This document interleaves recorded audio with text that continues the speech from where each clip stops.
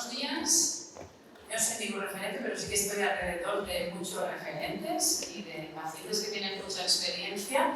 Pero tengo la suerte de ahora trabajar en el Hospital de la Vall d'Hebron y trabajar conjuntamente con el servicio de nefropediatría, lo cual hace que un nefrólogo de adultos deba entrenarse en el manejo de estos pacientes. Es una enfermedad rara y no conocida pues, por la gente y muchas veces tampoco por los nefrólogos de adultos. Entonces, la cistinosis es una enfermedad de depósito lisosomal que se caracteriza por el acúmulo y la cristalización de cistina, un aminoácido, en las células. Esta enfermedad está causada por mutaciones en este gen de aquí, el CTNS, que queda ubicado en el cromosoma 17. Y este gen CTNS codifica para una proteína, que es la que vemos aquí, que se llama cistinosina. La cistinosina es una proteína que se encuentra en el lisosoma. El lisosoma es este orgánulo celular que se dedica fundamentalmente a la digestión de la célula.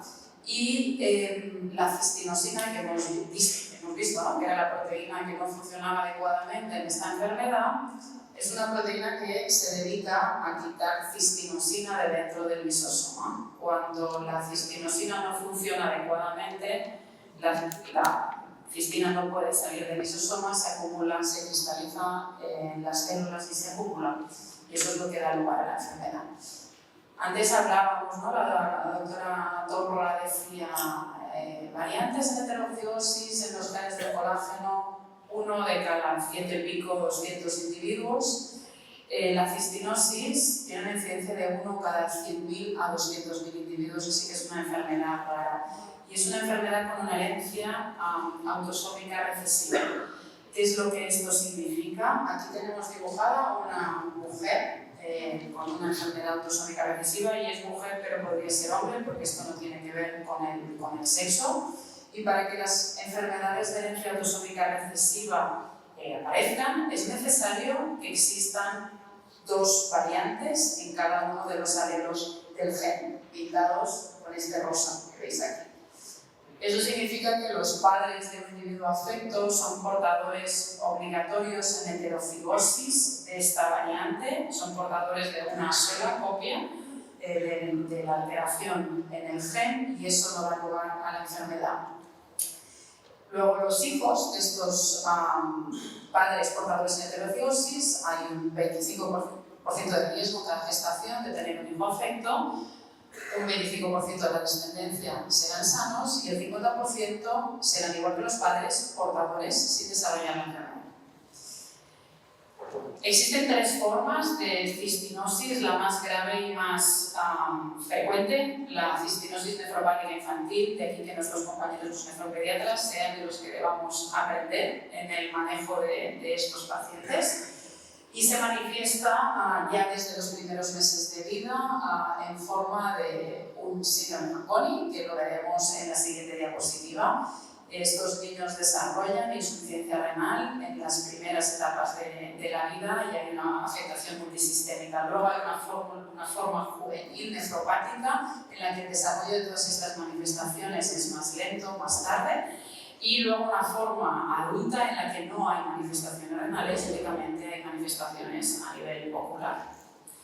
Como hemos dicho, esta forma infantil nefropática, que aparecen los síntomas en los primeros meses de vida, el principal, un síndrome de Fanconi. La doctora Niceta enseñaba antes la unidad funcional del riñón, de esas que tenemos 1 millón en cada riñón aproximadamente. Su dibujo era más bonito que este. Con el glomérulo que nos enseñaba ella y los túbulos, ¿no? Entonces, la manifestación principal de esta enfermedad va ligada a una disfunción del túbulo proximal, del segmento más proximal del túbulo renal, que es un segmento que es muy activo en esta regulación fina de la orina, de la composición de la orina, y es un segmento que reabsorbe gran cantidad de todo lo que se filtra por el glomérulo. Entonces, estos pacientes lo que les ocurre es que pierden un montón de cosas por orina que no se deberían perder. Pierden mucha agua y pierden solutos como aminoácidos, glucosa, calcio, fosfato, y toda esta pérdida es lo que condiciona después parte de las manifestaciones que tienen. Hemos dicho que tiene manifestaciones extrarrenales, la enfermedad, hablaba de las manifestaciones oculares, el depósito de cristales de cistina en la córnea, complicaciones endocrinológicas en forma de hipotiroidismo y diabetes. Ahí están efectos también de una miopatía, de afectación muscular y de clínica gastrointestinal. Entonces, esta sería la evolución en el tiempo de los pacientes con cistinosis. Hemos dicho que en las primeras etapas de la vida aparece este síndrome de Fanconi, los pacientes tienen un retraso de crecimiento y aparece el raquitismo, son pacientes de talla baja. La enfermedad va evolucionando y en la adolescencia pues, aparece el fallo renal y la necesidad de terapia renal sustitutiva, manifestaciones que ya hemos hablado, las gastrointestinales, forma de náuseas, vómitos, el hipotiroidismo, y por la afectación ocular y los cristales de cistina en la córnea, esta fotofobia. Y llegamos a los pacientes adultos, pacientes que ya han desarrollado su insuficiencia renal, que están trasplantados, pero que tienen muchas manifestaciones asociadas a la enfermedad y que debemos ser conocedores de ellas. Esta miopatía de la que hablaba puede ir progresando y condicionar también problemas a la hora de tragar y a veces problemas respiratorios. La afectación endocrinológica, no hemos dicho, el hipotiroidismo, también la diabetes, que a veces pues, se ve anticipada en relación a los fármacos inmunosupresores que estos pacientes necesitan luego del trasplante, y el hipogonadismo en varones afectos de cistinosis. Existe tratamiento para la enfermedad.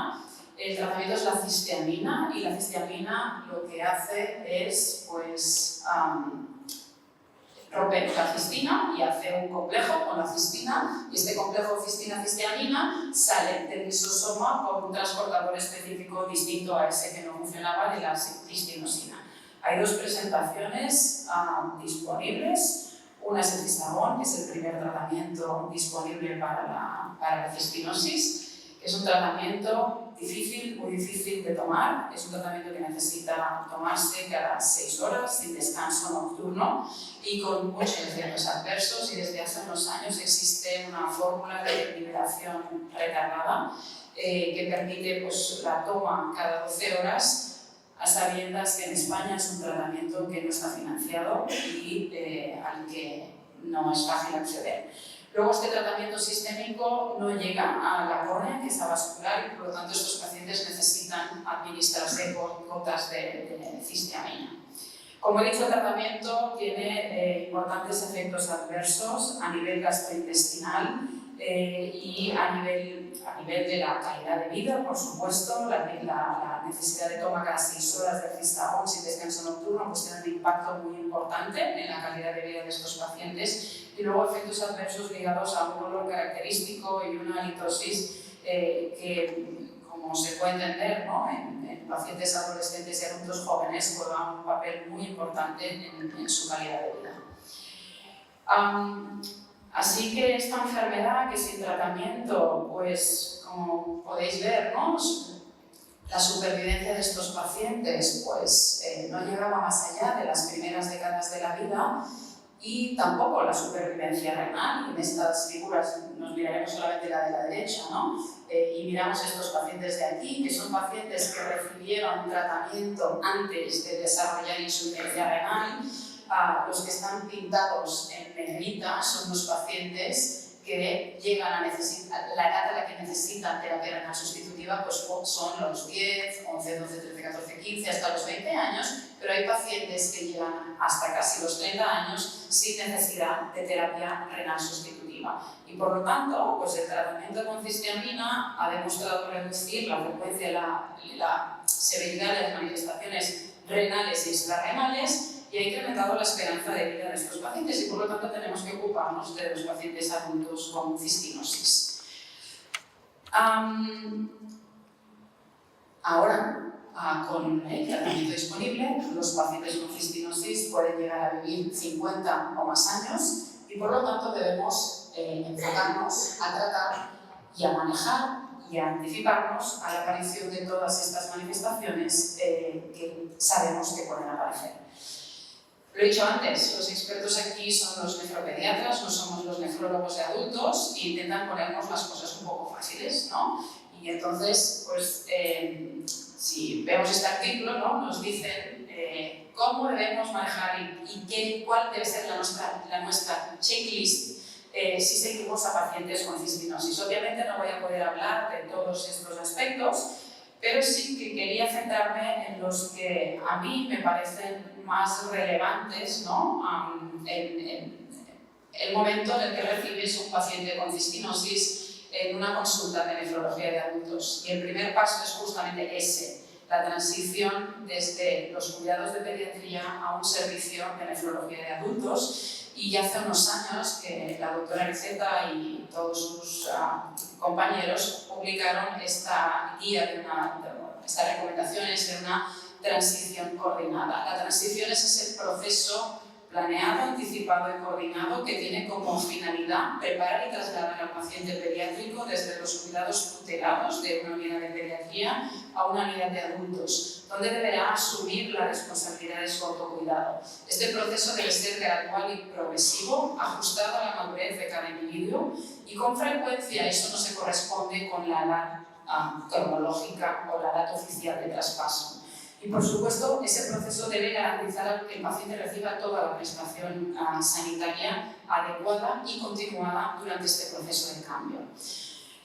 Eso es difícil para todas las enfermedades crónicas, pero la cistinosis quizás tiene algunas particularidades que lo hacen todavía más complicado y hemos hablado de alguna de ellas, ¿no? El retraso madurativo que no se acorde con la edad cronológica de los pacientes, una madurez emocional que quizás les ha llevado un poquito más allá por asumir todas las patologías que han ido, ¿no? Todas las manifestaciones que han ido desarrollando durante la infancia. Esta afectación progresiva que cada vez va afectando más órganos, la gran dependencia que tienen de un tratamiento médico que es complejo y que se vuelve todavía más complejo en el momento en el que se les trasplanta. No es trasplantarse y se acabó mi enfermedad y solamente tengo que tomar los inmunosupresores, sino que su enfermedad sigue manifestándose y necesita también de mantener el tratamiento y el agotamiento psicológico, el impacto que tiene esta enfermedad en el día a día de los pacientes. Y se han identificado de manera clara, ¿no?, las barreras para que esta transición sea tan dificultosa, y creo que es importante que sepamos identificar con cada uno de los protagonistas en este proceso de transición, tanto los recursos sanitarios que tenemos como los nefropediatras, los nefrólogos de adultos y también los pacientes y sus familias, sepamos identificar estas barreras y conseguir sobrepasarlas.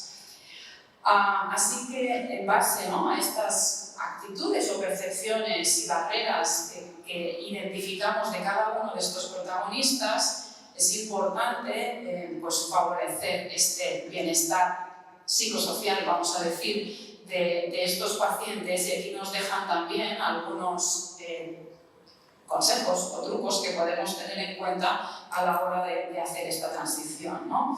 Que seamos flexibles a la hora de hacer la transición, que les demos el soporte psicológico que estos pacientes necesitan, que colaboremos bien los equipos de pediatría y los equipos de adultos, que de alguna manera estos pacientes tengan pues, soporte grupal, que estemos bien coordinados todos los médicos de adultos que atendemos a estos pacientes y demás.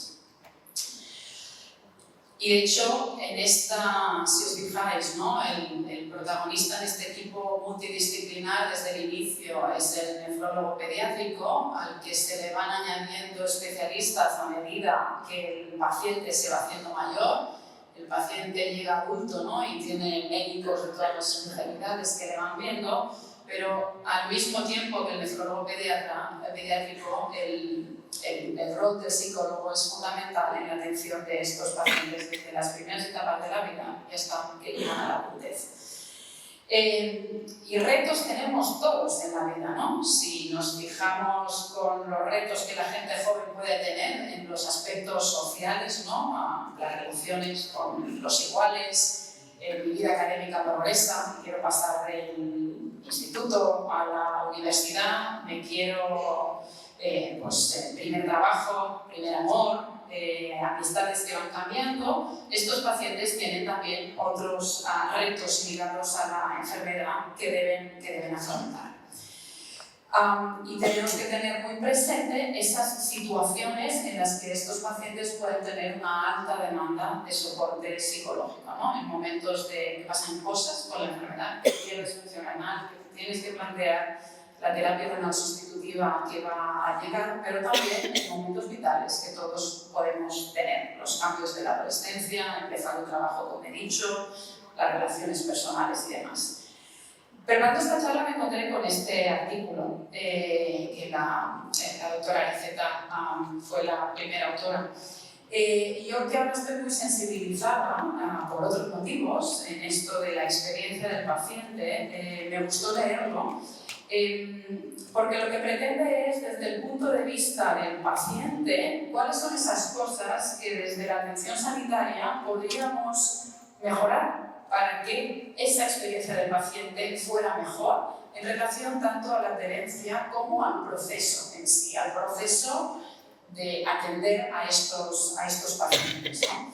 Y no voy a entrar en detalle porque si no me voy a quedar sin tiempo, pero al final te va resumiendo o dando tips de cuáles son los sitios en los que debes poner el foco, ¿no? Y son cosas que pueden parecer muy básicas, pero que deben venir de los pacientes, porque los profesionales no tenemos por qué saber qué es lo que los pacientes necesitan, y sobre todo es importante que los profesionales preguntemos a los pacientes qué es lo que ellos necesitan.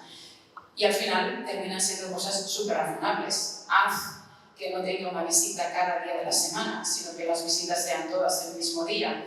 Intenta que para monitorizar a estos pacientes utilizamos la monitorización de un parámetro analítico en concreto, que se debe realizar la analítica en un momento en concreto, y esto no es como hacer una creatinina o una glucosa y de golpe y porrazo pues alguien les cambia la programación de la analítica y ya no nos sirve esa analítica y tiene que volver a venir a echarse otra analítica, ¿no? Que nos den soporte psicológico cuando lo necesitamos. Son cosas que nos parecerían quizás muy obvias cuando nos las dicen así, pero no sé si no nos las dicen todos caeríamos en la cuenta de que hay que hacerlas. Este es el último tema que voy a tratar en relación a los adultos con cistinosis hoy, y es el deseo reproductivo en pacientes con cistinosis. Hemos hablado de que estos niños, adolescentes y adultos jóvenes tienen problemas diversos a lo largo de su vida que pueden implicar la capacidad de tener hijos, pubertades retrasadas, crecimiento retardado, el hipotiroidismo, la función renal propiamente, pero en los pacientes con cistinosis sí que, mientras que las mujeres aparentemente no tienen ningún problema de fertilidad, sí que existe una infertilidad masculina ligada a la cistinosis. Y por otro lado, obviamente, las pacientes con cistinosis que se embarazan tienen embarazos de riesgo y hay otros aspectos que debemos tener en cuenta cuando atendemos a este tipo de pacientes. En relación a la fertilidad masculina, no se conoce muy bien cuáles son las causas de esta infertilidad. Se habla de la posibilidad de un hipogonadismo primario o también de problemas constructivos en relación a esta infertilidad, y de hecho hay artículos, ¿no?, que hablan de la administración externa de exógena de testosterona, a pesar de que esto a lo largo del tiempo puede inhibir la producción de testosterona endógena y tampoco es lo que se busca, y hay experiencias ya con criopreservación espermática mediante punción testicular o de pirídimo, y hay experiencias reportadas de varones con cistinosis que han tenido hijos biológicamente suyos. En relación a las mujeres, no es tanto el problema de fertilidad como de las complicaciones que puedan aparecer durante el embarazo, y en este artículo se publicó hace unos años en el que reportaban la experiencia europea de mujeres con cistinosis que se habían quedado embarazadas. Reportan los resultados, ¿no?, de 19 gestaciones con una edad materna de 28 años, Si os fijáis en qué situación renal estaban estas pacientes, pues la mayor parte de ellas, 95%, enfermedad renal crónica estadio 5 y prácticamente pues, las mismas, ¿no? En situación de trasplante renal, una en hemodiálisis. Solamente había una paciente que todavía no había empezado ningún tipo de terapia renal sustitutiva. Por lo que respecta a los resultados maternos, en relación a este artículo publicado, 13 niños nacen vivos y hay estas 6 pérdidas de gestación, algunas son abortos espontáneos, un embarazo ectópico, una preeclampsia muy precoz y una muerte neonatal pretérmino.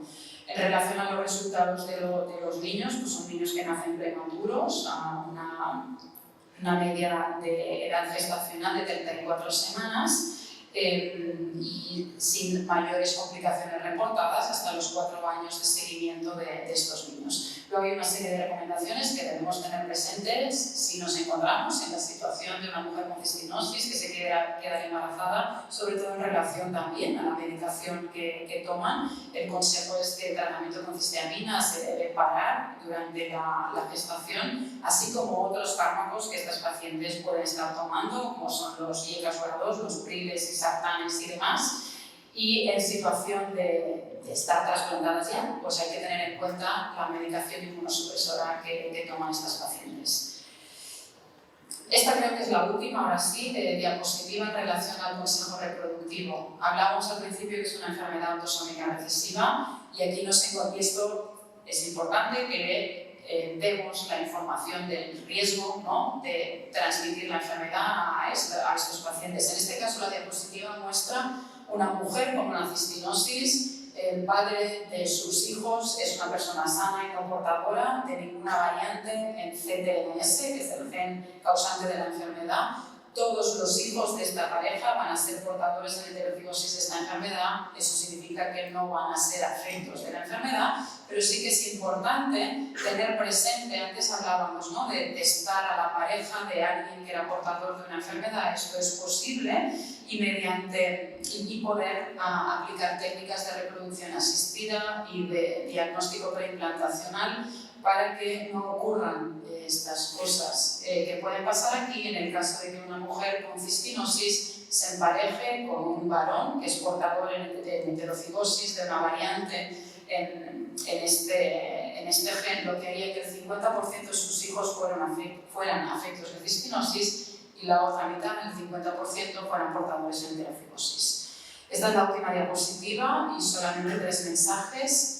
El tratamiento con cisteamina nos ha permitido alargar la supervivencia de estos pacientes con cistinosis y la han transformado en una enfermedad crónica, que hace que veamos las complicaciones de la enfermedad también en la etapa adulta, y los nefrólogos de adultos debemos estar atentos a poder diagnosticarlas y seguirlas y manejarlas como debemos hacerlo.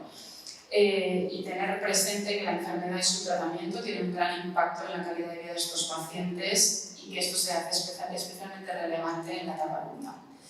Y esto es todo.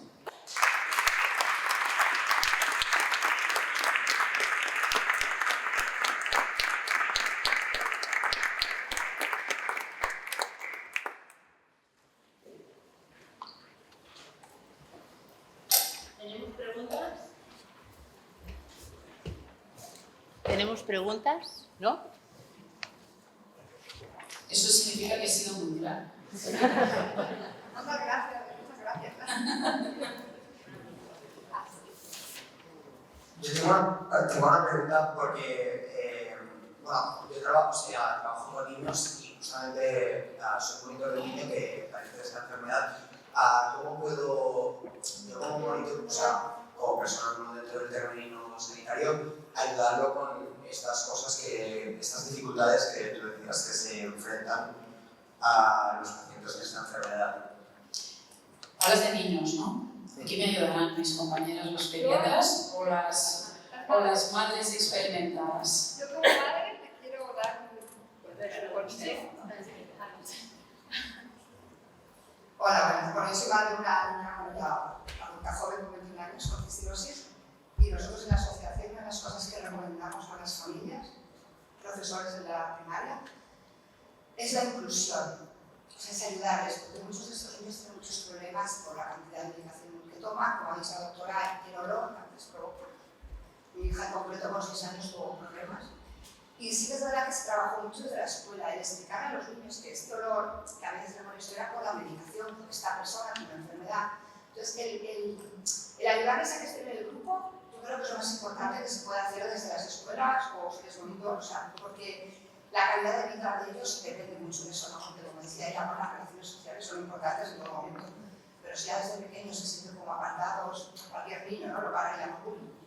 El que te aparte, el que te dejen de lado, eso es muy doloroso. Yo creo, un consejo, uno de los que te puedo dar, es que los ayudéis a que se sientan más del grupo. O sea, que se mate, en el caso de mi hija Marta, cuando iba con el colegio de Colonia, fuera, ¿no? Pues, los profesores le daban la medicación por la noche, le ponían el colegio, o sea, cosas que a ellos les hace que no sean diferentes, que pueden seguir llevando el ritmo que llevan todos los niños de su edad, que es lo que a esa edad es básicamente más importante para ellos, no sentirse que son diferentes, porque además a esa edad tampoco suelen tener muchas complicaciones, un periodo de tratamiento, se han domesticado a psicólogos, claro, cuando hay diagnósticos tardíos, etc. Pero bueno, aquí más papás, no sé si alguno quiere decir algo. Sí. Ahí, izquierda, derecha.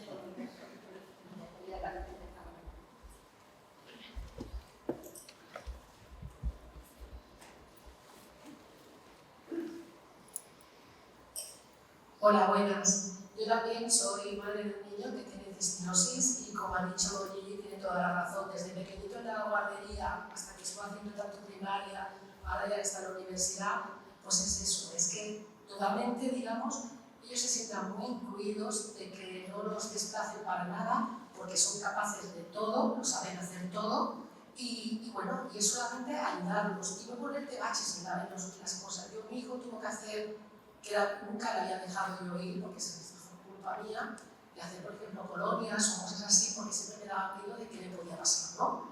Porque claro, como madre, pues solamente tengo a él y era como todo miedo.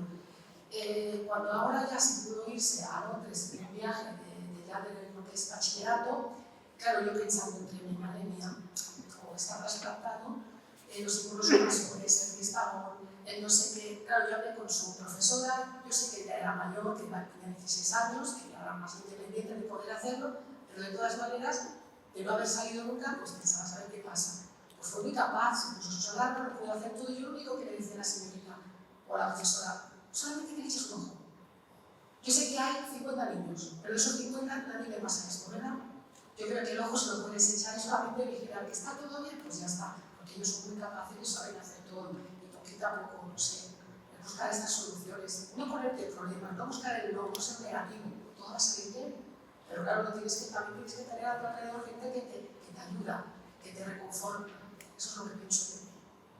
Hasta mismo. Gracias por ayudarme en la respuesta.